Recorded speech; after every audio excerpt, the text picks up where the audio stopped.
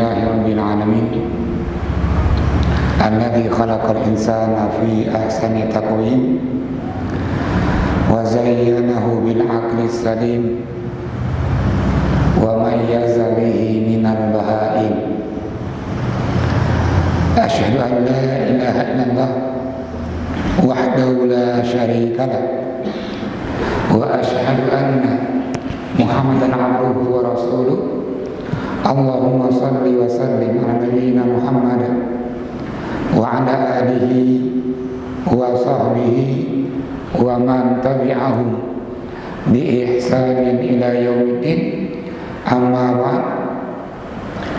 Kaum muslimin sidang halaqah yang Allah muliakan, kita awali pengajian kita di malam hari ini dengan senantiasa bersyukur atas nikmat Allah yang Allah berikan sampai detik ini. Allah berikan kita umur, kesehatan, kesempatan, dan banyak orang yang Allah perpendek umurnya, walaupun panjang umurnya, namun diberikan dia sakit, tidak sehat, ataupun dia sehat namun dia tidak diberikan kesempatan.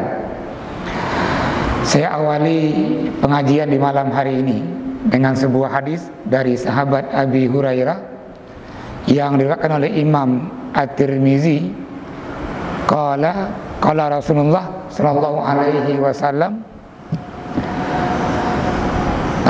Nabi bersabda, kata Nabi, ma min ahad yamutu illa nadima. Tak kala orang nanti saat-saat mau meninggal dunia,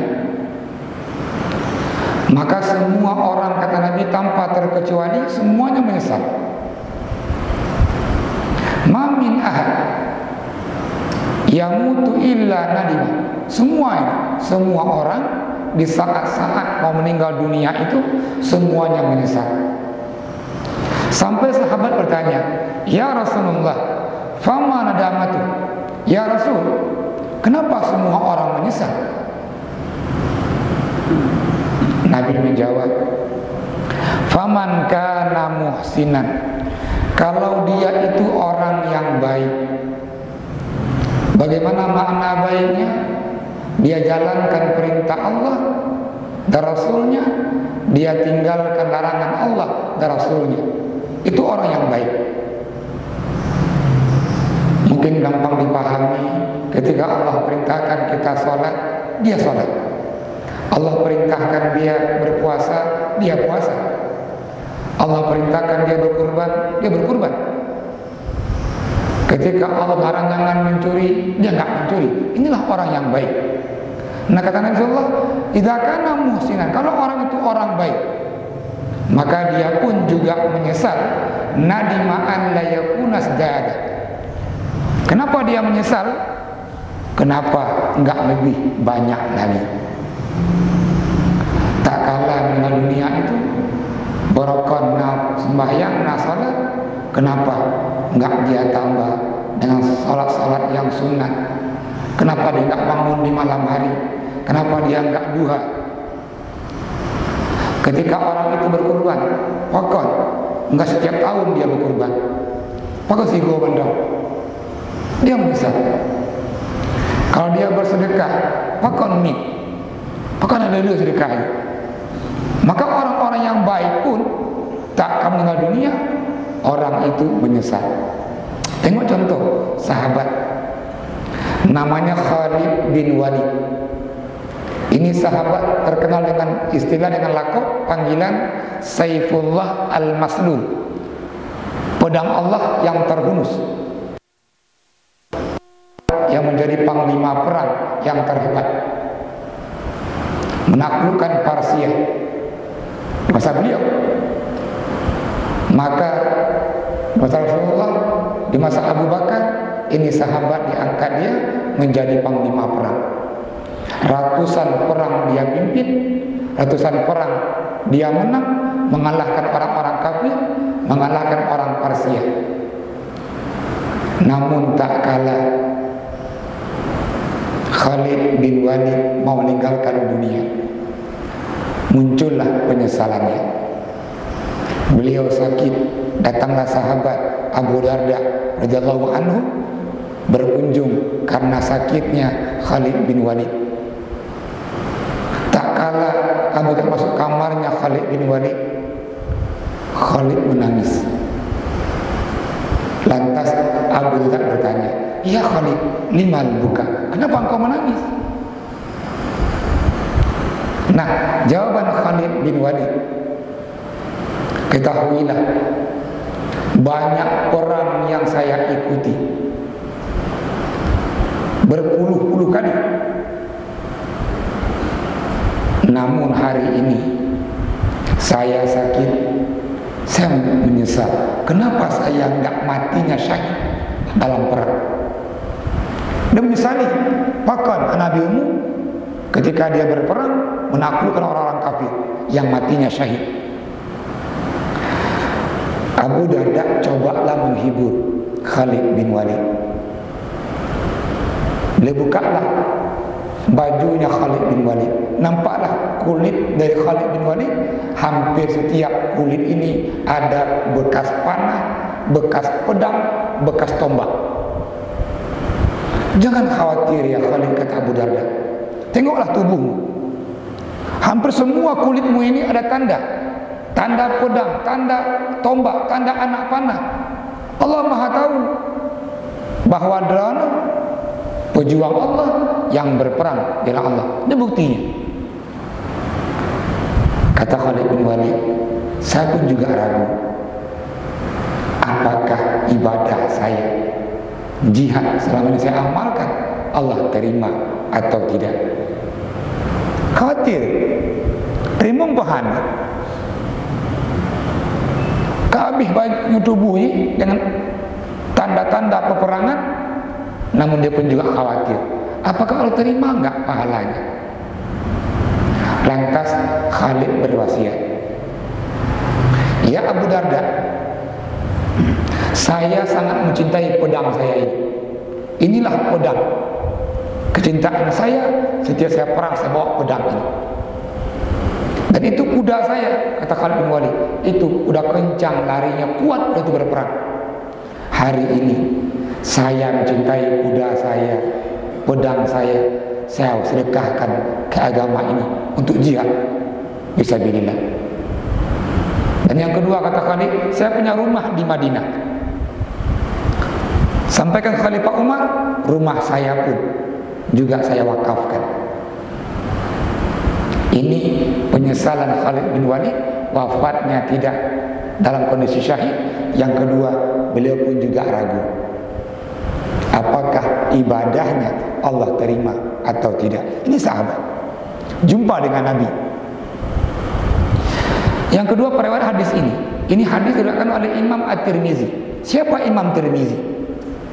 Ini Muhammad, namanya Muhammad, lahir di Tirmizi, maka masyhur nama dia Tirmizi. Kapan dia lahir? Tahun 209 Hijriah. 204 meninggalnya, wafatnya ini Imam Asy-Syafi'i. 5 tahun berselang lahirlah Imam At-Tirmizi. Banyak hadis yang dia riwayatkan. Ini orang hafal Quran, ahli ibadah, akhlaknya sangat mulia. Kalau Khalid bin Walid berjihad menaklukkan musuh, kalau Tirmizi berjihad setiap harinya mencari ilmu. Sejarah mencatat, sejak masa kecilnya Imam Tirmizi ini terus mencari ilmu, berguru ke Imam Bukhari, berguru ke Imam Muslim, dan banyak guru-guru lainnya, tanpa waktu, tanpa hari yang dia tidak belajar. Kalau kita hari ini dadu pengajian seminggu 3 Imam Tirmizi tidak. Siangnya, sorenya, malamnya terus mencari ilmu. Punya ilmu dia tulis ilmu. Maka ada kitab yang sangat masyhur namanya Sunan At-Tirmizi, kumpulan hadis-hadis dari Rasulullah oleh Imam Tirmizi. Namun tak kalah Imam At-Tirmizi di tahun 279 Hijriah, ketika umur beliau 70 tahun, beliau sakit. dan beliau menangis. Datanglah murid-muridnya. Ya Syekh, liman buka, kenapa engkau menangis? Engkau guru kami, engkau contoh kami, engkau teladan kami, kata guru-gurunya, kata murid-muridnya. Kata Imam Tirmizi, saya nggak lama lagi, saya tua, sakit-sakitan, sepertinya ajal saya semakin dekat. Kata murid-muridnya, betul Syekh, kami sangat kehilangan kalau engkau meninggal dunia. Namun itulah sunnatullah, orang hidup dan dia akan meninggal dunia. Namun apa yang kau tangisi? Kata Imam Tirmizi, sekian lama saya ini beribadah, sekian banyak saya baca Al-Quran, dihafal Quran, sekian banyak hadis-hadis yang saya tulis dan saya hafal, sekian banyak ilmu yang saya ajarkan. Namun saya khawatir, apakah semua yang saya amalkan itu Allah terima atau tidak? Ini ulama besar, hafal Quran, waktunya ibadah, akhlak, kalau meninggal dunia dia khawatir, dia ragu apakah ibadah dia Allah terima atau tidak. Maka ketika orang ragu apakah amalan roh Allah terima atau tidak, maka orang akan berusaha terus beramal sebaik-baiknya. Kalau dia ibadah yang mahdoh, maka dia berusaha bagaimana ibadah itu sesuai dengan tuntunan ajaran Rasulullah. Ini contoh orang yang baik, tak kalau meninggal dunia dia menyesal. Apa yang saya tadi? In lam yakun izdada. Kenapa? Enggak lebih banyak lagi. Enggak lebih banyak lagi. Nyot minggu 3 pengajian. Maka tiap malam pengajian. Bukan minggu 3. Dan seterusnya. Yang kedua, Rasul menjawab, kenapa orang menyesal? Tanya para sahabat, wa in kana musian nadima ayakun nafaza. Kalau itu orang yang berbuat maksiat, Allah perintahkan sholat, dia enggak sholat, dan seterusnya. Ini orang-orang yang hanaga, musian, dia menyesali. 5 lam yakun fanaza. Kenapa dia enggak bertobat, enggak meninggalkan maksiat itu sebelum dia meninggal? Tengoklah apa yang abadikan. Fir'aun, begitu dahsyatnya, tak kali tenggelam dia, meninggal dunia, dia mengakui, saya beriman ke Tuhannya Bani Israel. Namun Allah menjawab, katalah hai Fir'aun, hanalik kami juga rugi. Ketika ajal datang menjemput, dia baru mau bertobat, Allah enggak terima lagi tobatnya. Kita bersyukur, walaupun Tuhan lagi gaji Nasir, gaji Razak, gaji Ahmad, Tuhan lagi, Ustaz telah tak terima kamu, bersyukurlah. Walaupun telah, namun sebelum ajal datang menjemput, masih terbuka peluang untuk kita ini berbuat baik dan beramal sesuai dengan tuntunan Rasulullah. Maka ini sabda Rasul, semua orang yang akan meninggal dunia itu semuanya dia menyesal. Kalau dia orang yang baik, dia menyesal kenapa enggak lebih banyak lagi kebaikan-kebaikannya. Kalau dia orang yang tidak baik atau kurang baik, dia juga menyesal kenapa dia enggak jauh-jauh hari meninggalkan kemaksiatannya, menghentikan kemaksiatannya. Semoga kita termasuk kelompok yang pertama tadi, yang menyesalnya. Kenapa enggak lebih banyak lagi, mumpung Allah berikan waktu kita hari ini. Orang meninggal itu pasti. Kalau seandainya orang mati itu seperti dia lahir, nyemangat lucu, kita semangat berurut, yang tuhaile, yang tuhaile, yang tuhaile. Namun yang mati ini nggak mengikuti lahirnya dia. Karena ini yang awal lahir, Nabi mulai, mangga aja deh. Tinggal hitung aja. Tuh awal dari Lut, abang Lut, jangan nyanyi baru Lut. Tapi nyohan, lagi ya. Dia pasti, hanya saja kita nggak tahu kapan. Maka sebelum itu datang, Allah berikan banyak tanda-tanda. Cikalah ketika Allah berikan kita ini uban, itu tanda, itu peringatan. Allah putihkan rambut kita, bahkan yang putih di atas biar nampak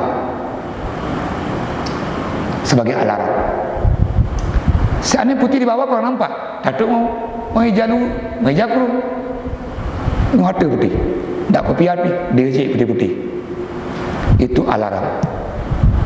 Ketika Allah berikan mata kamu mulai hanapah ni, itu alarm, tanda. Ketika ego kamu mulai rontok, itu alarm. Gelinyu kamu mulai hanapah ustaz menengok, itu alarm. Ini alarm Allah berikan bahwa kalau Allah berikan itu tandanya nggak lama lagi. Hadip deh. Lengkap terus mulus tak 80. Subhanallah, udah banyak bonusnya. Maka juga terus masa tadi orang menyesal tadi, mari umur yang ada ini, waktu yang ada ini kita buat sebaik-baiknya. Mumpung kaki ini siap melangkah, masih kuat, langkahkan terus sebelum kaki itu berhenti untuk melangkah. Maka ini pesan Nabi ke orang-orang dan umatnya, khususnya kita ini, bahwa yang akan meninggal dunia itu semuanya akan menyesal. Kaum muslimin jamaah yang Tuhan hormati, di malam hari ini kita kembali sedikit kembali mengkaji tentang kurban. Di pertemuan sebelumnya kita mengkaji tentang kurban di kondisi kekinian, atau mungkin bahasa ya kurban dalam konteks kontemporer hari ini muncul berapa hana di masa Nabi. Kita bahas sebelumnya adalah ini kurban untuk orang-orang yang sudah meninggal dunia. Kita bahas di yang ikut bahwa ya kita sepakati bahwa yang berniat pahalanya untuk meninggal dunia itu boleh dengan syarat dia tidak mengkhususkan kurbannya itu untuk orang-orang yang meninggal. Kenapa kita kaji kurban lagi dengan harapan bahwa di antara kita ini ada yang berkurban. Semalam di Masjid At-Taubah itu sudah sampai 13 lembu dah masyarakat lu. Masjid At-Taubah nya kamu cek berkelang pengajian nyokal belah lemu. Alhamdulillah, satu lembu 7 orang, berarti semakin ramai orang yang berkurban. Kalau seandainya satu keluarga dia mampu 1 ekor, ini tidak. Hampir semua lembu itu 7 orang. Berarti kalau 13 kali 7, 70, berarti sekurang perusahaan yang berkurban di kampung Cureh dan Lunya. Ya, alhamdulillah. Nah, di malam hari ini kita akan kaji ini. Di antara masalah juga yang kontemporer adalah ketika orang mendapat rahmat, mendapat rezeki. Misalnya raya tanggal 31 Juli, dia punya anak atau lahir anak di tanggal 24 Juli atau 23 Juli misalnya. Maka ini orang tak kalah sampai di hari raya itu, maka umur anaknya 7 hari. Dia gabunglah kurban dengan akikah. Jigo juga, yang akikah hanya kurban. Eji. Nah, ini bahasa ciamat, eji. Bahasa ciamatnya. Digabung antara akikah dengan kurban. Iya. Kajian kita malam hari ini, bagaimana hukumnya orang menggabung antara kurban dengan akikah? Untuk mengkaji ini, pertama kita tengok dulu, kita ukur dengan rumus yang kemarin yang 6 itu. Akikah ini juga dia ibadah yang mahdoh, kurban juga ibadah yang mahdoh tadi. Ukurannya, tengok ada nggak dalilnya, ada berapa bilangannya, kapan waktunya, apa jenisnya, bagaimana tata caranya, dan di mana tempatnya. Ini kaidah kemarin kita mengukur apakah itu ibadah yang diperintahkan dan dia ittiba atau tidak. Kalau itu ibadah yang mahdah, maka syarat diterimanya ibadah itu adalah dia ikhlas dan ittiba. Untuk mengukur ittiba, makanya 6 tadi. Saya ulangi, ada nggak dalilnya? Berapa bilangannya? Kapan waktunya? Apa jenisnya? Bagaimana tata caranya? Dan di mana tempatnya? Awal kita ukur dulu nih bagaimana akikah menurut kaidah yang 6 ini. Nanti kalau kita bahas apa persamaan akikah dengan kurban. Yang terakhir itu baru bagaimana kita gabungkan akikah dengan kurban. Baik jamaah yang belum Tuhan hormati, akikah itu banyak hadis yang menjelaskan secara dalil.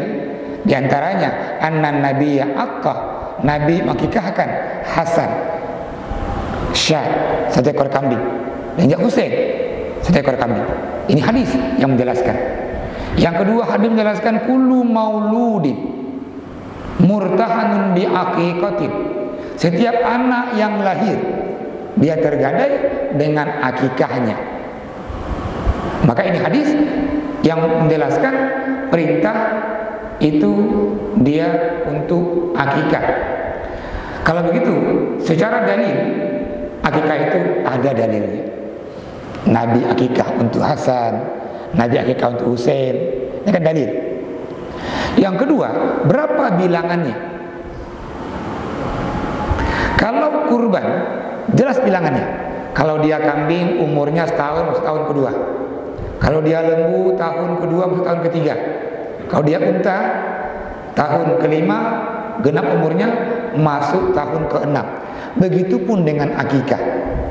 Yang akikahnya pakai kambing, kambingnya itu umurnya setahun, masuk tahun kedua.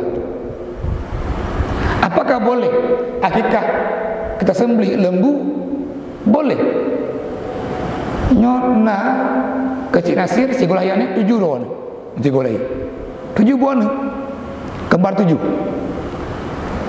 Cukup 1 lembu. 1 lembu untuk 7 ekor, 7 orang anak. Itu boleh.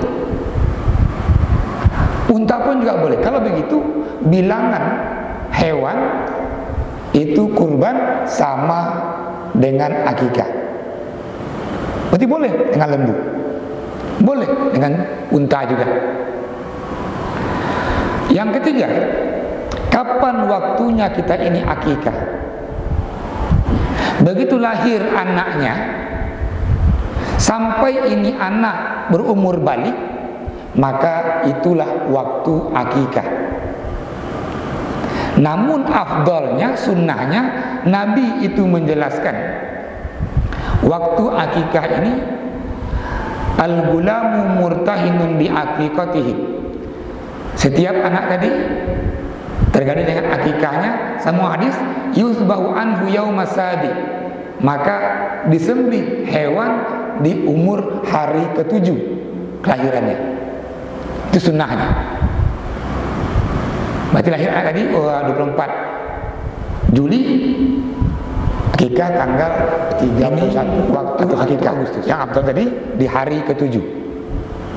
Namun nggak sempat hari ke-7, boleh hari ke-14. Nggak sempat juga hari ke-21. Ustaz, sempat namun pengtan ki bancaran. Sempat pengji hana. Kalau begitu, kembali waktunya sampai anak itu berumur balik. Ketika balik sih, berumur balik. Nah, perintah akikah ini diperintahkan kepada orang tua yang punya anak itu. Kenapa ke orang tua? Falsafahnya adalah sebabnya ini akikah ketika anak itu lahir dengan selamat, ibunya selamat, kita bahagia. Nabi ajarkan cara mensyukuri dapat anak itu akikahlah, sembelihlah. Maka akikah itu adalah bentuk syukur kita Allah berikan keturunan. Yang kedua, kita berharap semua anak yang lahir dia itu menjadi anak yang baik, jadi anak yang saleh, diniatkan ketika dia akikah. Maka ini waktu akikah itu sejak dia lahir sampai dia berumur balik. Terus apa jenisnya? Hadis juga menjelaskan.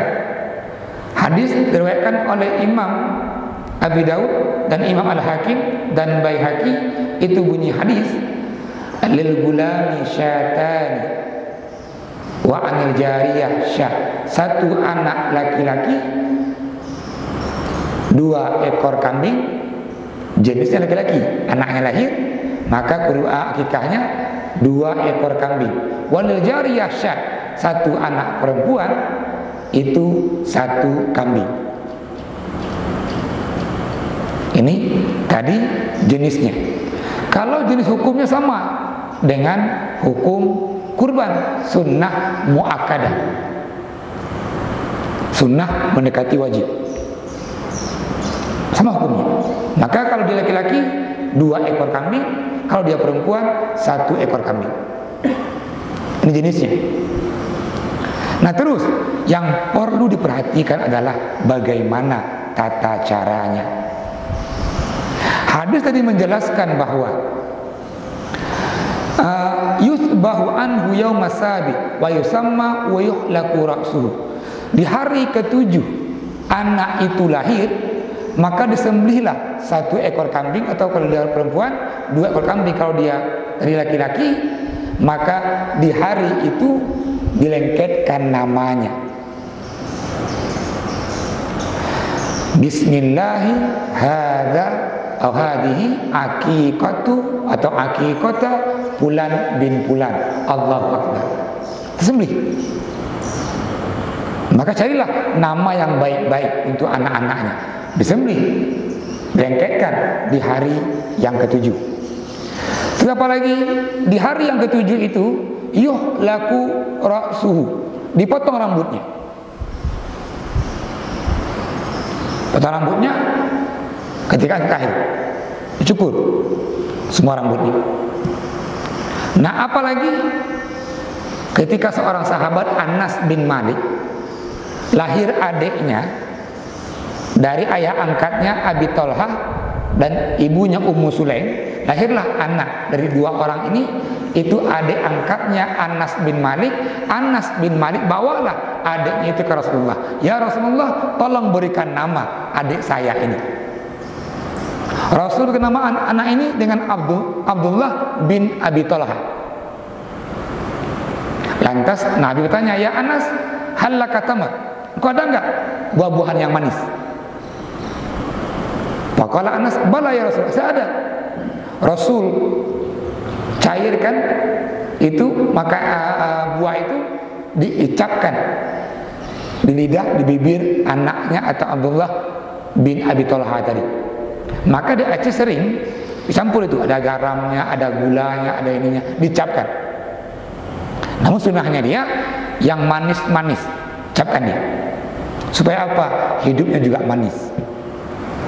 Tiba kemuno na garam nyonu kudipnya, na asam garam mina, nama mehdi, na asam ni. Wah, kan begitu kita sampaikan. Maka itu dia sunnah yang Nabi ajarkan. Ketika Anas bin Malik tadi bawa adiknya ke Rasulullah, setelah dia ini diberikan ini, maka juga anak disunatkan dia di khitan di hari yang ke-7 itu. Kalau di Padang 7 juga, namun bukan hari yang ke-7, di umur yang 7 tahun. Di Aceh 7 juga, saya tengok. Kapan orang di khitan 7 juga. Kapan sekolah 7, saya SMP. Kebanyakan angka 7 juga, namun kelas 7 SMP. Ini sunnah dari ini, di akikah dan juga dia di khitan. Apalagi sunnahnya di hari itu juga Rasul perintahkan anak beliau Fatimah, ya Fatimah zini sya'raha, coba timbang rambut anakmu itu Hasan, wa tasaddaq, berikan sedekah ke fakir. Nah kalau dia sedekah, maka dia nggak punya bilangan berapa. Benuku dia timbang oleh UI, waduh 2 kilo Ustaz, sedekahmu 2 kilo. Oh kamu salahnya. Pilih sedekah, maka berikan dia ke fakir, ini tata cara yang Rasulullah ajarkan tadi ketika anak itu akikah. Nah, sekarang kita ada ukur kurban dengan rumus ini, juga akikah dengan rumus ini, apa persamaannya? Persamaannya adalah sama-sama menyembelih. Apa persamaannya? Sama-sama mensyukuri nikmat. Yang satu nikmat anak yang Allah berikan, yang satu nikmat umur dan nikmat lainnya yang Allah berikan. Apa persamaannya lagi? Jenis hewannya sama. Apa bedanya? Bedanya waktunya. Kalau akikah di hari ke-7, sunnahnya sampai anak berumur balik. Kapan berkurban, menyembelih kurban? Di hari 10 Zulhijjah sampai ke-13 Zulhijjah. Ini perbedaannya. Maka sekarang kita ada orang, kebetulan Ustadz juga raya lahian nih Ustadz. Lupa akikah aja. Ejidnya digabung. Maka yang pertama ada dua pendapat di sini. Yang pertama menyatakan orang-orang yang mau gabung kurbannya dengan akikah itu tidak sah. Ini pendapat Imam Asy-Syafi'i dan Imam Malik. Tidak sah. Bahkan dua mazhab ini dalam kitab Al-Haytami dan Tuhfatul Muhtad juga, Tuhfatul Muhtad itu katakan bahwa masing-masing itu dia punya ibadah tertentu. Akikah kedua, kurban kedua.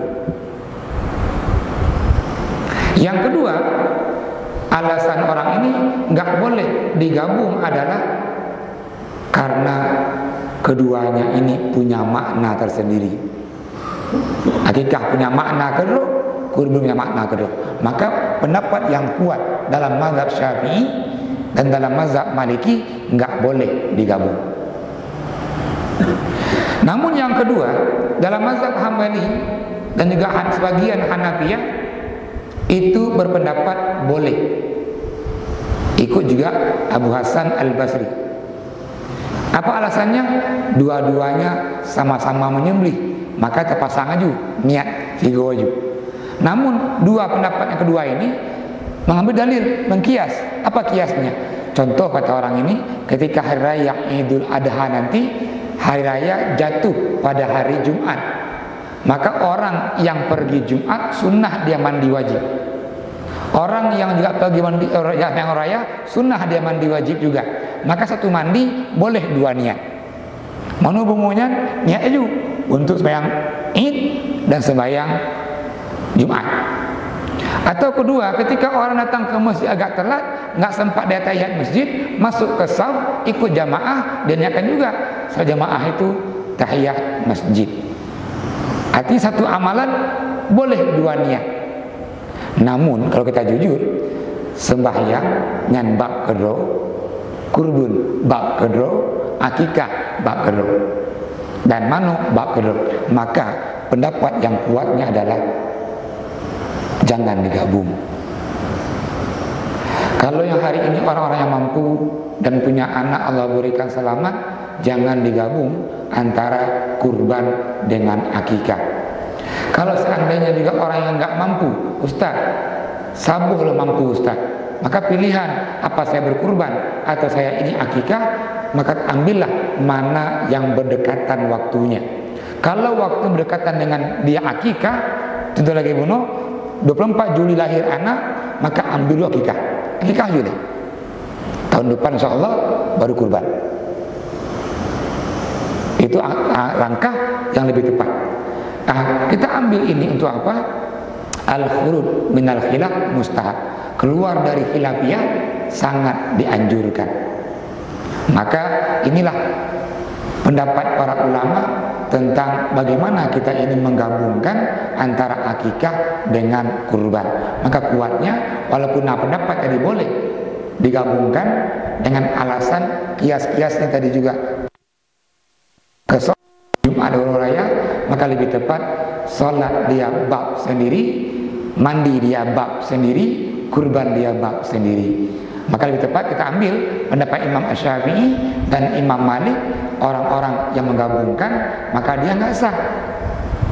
Kalau begitu kita buatlah dua kedua, boleh kurban kedua atau akikah kedua. Ini pertanyaannya ketika orang beli lembu, dan betul memang Lembu itu dia harganya variasi. Nah yang belah, nah yang belah, nah yang 20. Pertanyaan pertama ini, apakah boleh yang kelompok ini 5 juta per orang, yang kelompok ini kalau lembunya mahal 4 juta per orang, yang kelompok ini lembunya ubud 2 juta per orang. Apakah boleh? Boleh. Namun ingat bahwa semakin banyak nilainya, semakin besar juga yang Allah berikan. Namun dengan syarat tadi bahwa umur lembu itu cukup. Lembunya nggak cacat yang 4. Karena besar kecil, maka binatang ini harganya dia dari bentuknya menyerai mahal yumi, menyebut mi yumi.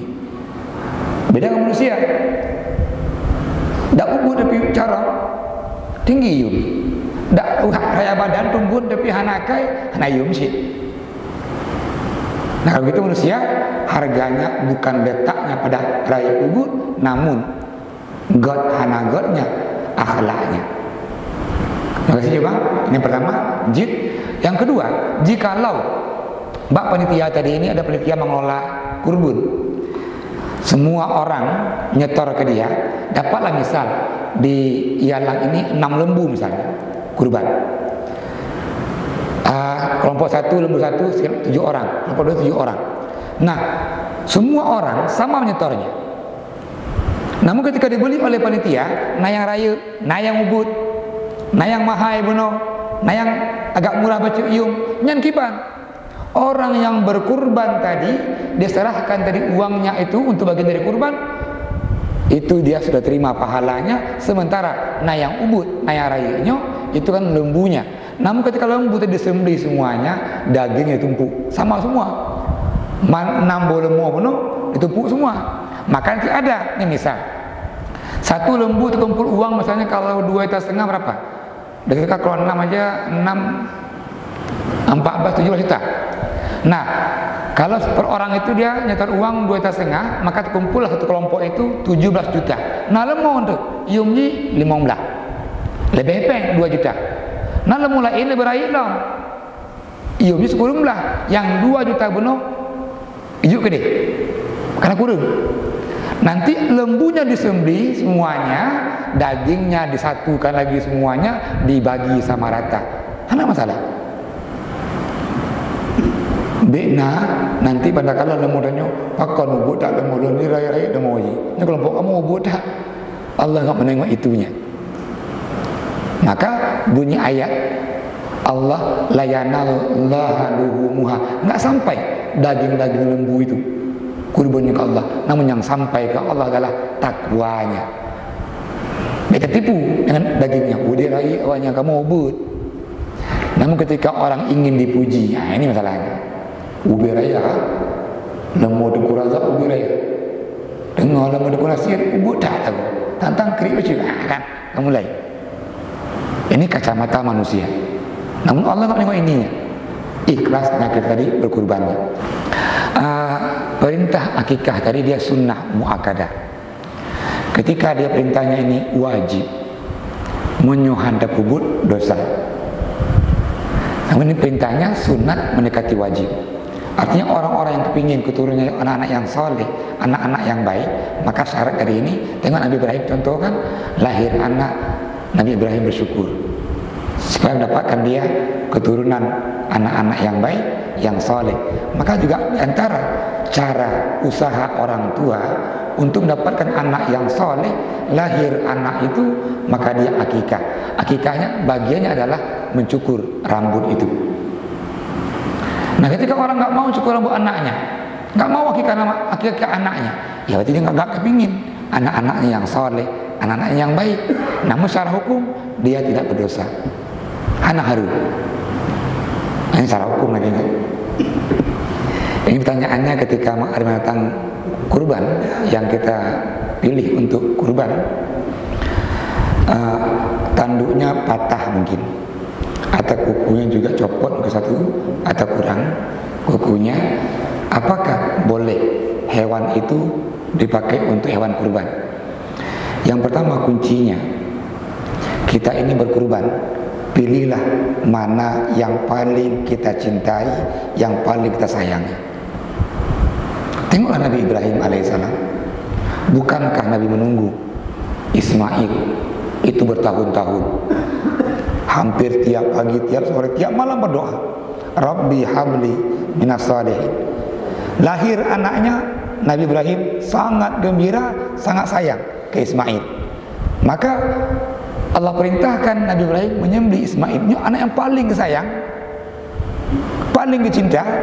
Itulah bukti kecintaan Nabi Ibrahim. Beliau mau mengamalkan. Maka yang pertama konsepnya, kenapa kita pilih hewan-hewan yang terbaik? Pilihlah yang paling tanya. Be ikut bahasa Engkuraza. Be pilih yang bueng. Kan yang bueng. Yang kekerasan lagut nyanyi kugut. Kamu pilih. Nah, kembali tadi, hewan yang enggak boleh dikurbankan. Hadis dari Al-Bara bin Azib itu menjelaskan, la yajuzu al-adahi fi arba'in. Enggak boleh mengambil hewan kurban itu 4. Yang pertama tadi, yang buta jelas butanya, yang capi jelas capinya, yang sakit jelas sakitnya, yang katuhada semangat lihat tadi. Hana ingin jelaskan tentang tanduknya. Ini misal, Abang Wat, nyo lembu dengan 2 abo tu. Untuk pilihan kita beli ini. Manduannya yang sabo geli nyuji kabolong becu. Yang sabo tu tanduk ji patah. Hana lain memang. Apakah boleh? Boleh. Karena tanduk itu enggak pengaruhi dagingnya. Karena hanya pilihan lain. Namun yang lain yang lebih lengkap, tanduknya lengkap, tumbun long, lagak, nya. Ini kan hanale boleh itu. Maka hadis menjelaskan, inna halatat yaumal qiyamah biquruniha. Orang-orang berkurban itu di hari kiamat nanti akan datang dengan hadap Allah dengan tanduk-tanduk hewannya, dengan bulu-bulu hewannya, dengan kuku-kuku hewan kurbannya. Jangan dipahami bahwa orang berkurban nanti di hari kiamat Allah berikan nyo jamun ranu nakurbun lemu sabonyo nyo lemu no jajak lemunyo. Bukan itu maksudnya. Atau orang berkurban nih dengan seekor unta. Nanti dia kira Allah beri udah lain untuk jajak. Bukan. Namun ini hadis tadi menjelaskan bahwa alangkah besarnya pahala yang Allah berikan ke orang-orang yang berkurban. Nah, jadi yang lebih tepat, yang tanduknya patah atau gelinyunya agak berkurang begitu, itu bukan nggak sah berkurban, namun pilih yang lebih baik dari itu. Seandainya mahanalik itu boleh, karena tanduk yang patah tadi bukan buta, bukan capi, bukan sakit, dan juga bukan dagingnya yang nggak enak terlalu tua. Maksud ini dia. Maka dipilih Bang Wan, konsep bunuh bahwa dipilihlah hewan yang paling yang paling rongalah untuk dikurbankan. Yang pertama, menyemahan alih pilihan itu, maka ini boleh. Yang dia mungkin telinganya agak nyebacut misalnya, atau tanduk mungkin patah tanduknya, agak bunuh cik hana udah punya tanduk mah patah ego deh. Ketika lahir anak kembar, ini dalam contoh bunuh kecil nasir, Allah berikan rahmat segolahyannya 7 roh juga. Dia boleh sembelih 7 ekor kambing atau 1 ekor lembu. Kan 1 lembu 7 orang. Nah, ini lahir anak kembar dia. 1 laki-laki, 1 perempuan. Kalau orang tuanya mampu ini, dia sembelih 3 ekor kambing. Pokoknya yang agam 2 kambing, yang ini sabuk. Namun ronyo ustaz nak mampu ustaz, tapi akikah memang punya akikah ustaz, kita pancar boleh 2. Pakon 2, 1 kambing untuk anak laki-laki, 1 kambing untuk anak perempuan. Kok jadi 1 kambing anak laki-laki? Tengok, Rasul mencontohkan, lahirlah Hasan, lahirlah Husain. Siapa ayahnya? Ali bin Abi Thalib karamallahu wajhah. Siapa Ali? Sahabat yang miskin. Ali enggak mampu beli kurban akikah untuk anaknya, maka Rasul akikahkan cucu beliau Hasan dan Husain 1 ekor kambing. Hasan 1 ekor, Husain 1 ekor. Itu pun nggak dalil bahwa kalau orang tua nggak mampu beli 2 untuk anak laki-laki, maka 1 juga boleh. Nabi pernah mengamalkan. Yang kedua, kalau ayah si anak ini nggak mampu untuk akikah anaknya, namun kakeknya mampu, kakeknya boleh. Tadi Ali melintai Rasulullah nggak mampu untuk akikah cucu beliau Rasul, akikahkan cucunya Hasan dan Husain. Maka balik tadi, kalau dia mampu, anak tadi 2 kembar tadi, 1 perempuan 1 laki, 3 afdalnya. Nggak mampu boleh 2. Ustaz, han mampu cik iba Ustaz, kayak 1 nyomong hana mampu 1 dua iya, walaupun itu pendapat yang lemah, pendapat Hasan Al-Basri. Yang kuat tadi bahwa kalau enggak yang 3 ekor, 2 ekor. Yang 1 itu pendapat yang sangat lemah. Maka lebih baik cocok dan 2 pun pilihan. Minimal 2 ekor, afdalnya 3 ekor. Namun masalah kita hari ini adalah kita nggak pernah menengok ada akte kelahiran untuk kambing, lembu ataupun unta. Nyanyi kiban. Makanya masing-masing bidang dia punya ahlinya. Orang yang ahli binatang tahu dia. Karakter yang nabak datang itu, oh nyo kaduatunya, nyo golong, tahu tuh. Nah ilmiahnya nih, nah ilmi mungkin tanduknya, mungkin ini, nah ilmiahnya nih. Mana yang malu, nah debu malu. Itu orangnya ada tahu dia. Oh nyo lembu sekian umurnya. Maka ketika beli lembu itu si Ahmad, nampak pakak lah orang yang ahli buno. Bina blokoro, karena bro na ahli. Nah, kan? Yang kedua juga, biasa hari ini di Aceh dan semua tempat, kalau orang di hewan kurban, pasti jual dia cukup umur itu. Orang yang paham itu dia pasti dia jual cukup umur. Nyola mau kasih kurban, baru mau ledo semua, nuru mekat. Maka tadi ini langkahnya yang lebih tepat, buat double lemo yang camat, dapat pakar, mana yang pakar, yang ahlinya, supaya tahu nih. Namun usaha ini sudah kita tempuh, dapatkan nguan yang ahli. Menurut ahli nyoka kati umum, menurut yang mekat kati umum. Namun kita katasi ternyata hanti umum, maka itu dimaafkan. Bahkan karena usaha. Yang hanjit ciamat karena usaha, belum keroju. Jadi melahan pilih yang ubud, bangun hayum. Gak boleh. Hebatnya lemu kau si umur lompat tu kurbun. Hanya bu, hanya hanjit. Maka tadi ketika ada usaha mencari itu, namun salah juga, itu dimaafkan. Maka Allah insya Allah terima kurbannya. Janji. Insya Allah kurban kajilah. Paling-paling nyangkut kurban nanti ini teknisnya. Bagaimana orang kalau hari ini buat arisan, kurban arisan.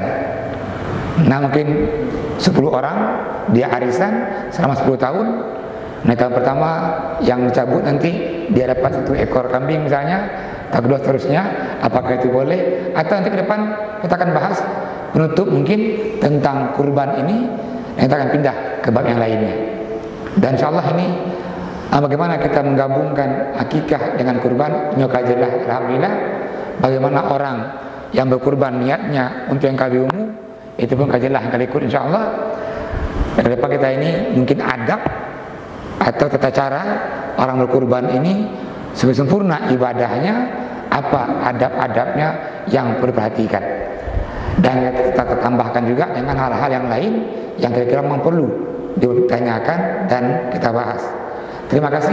Mohon maaf atas kekurangan. Saya akhiri. Assalamualaikum warahmatullahi wabarakatuh. Waalaikumsalam.